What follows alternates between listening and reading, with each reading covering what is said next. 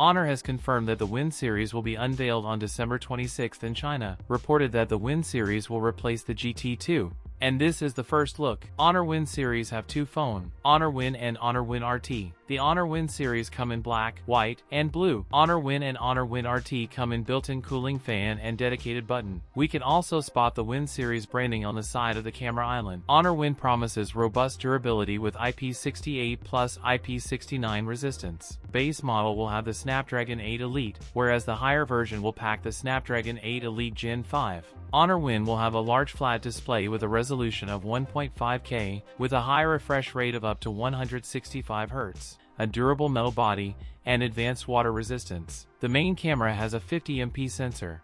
One of the two devices is bring a massive 10,000 mAh battery with 100W wired charging support. It is still unknown whether the Honor Wind smartphones will be released outside the Chinese market. That's it for today's video. If you enjoyed it, don't forget to like, comment, and subscribe for more content. Thanks for watching, and I'll see you in the next one.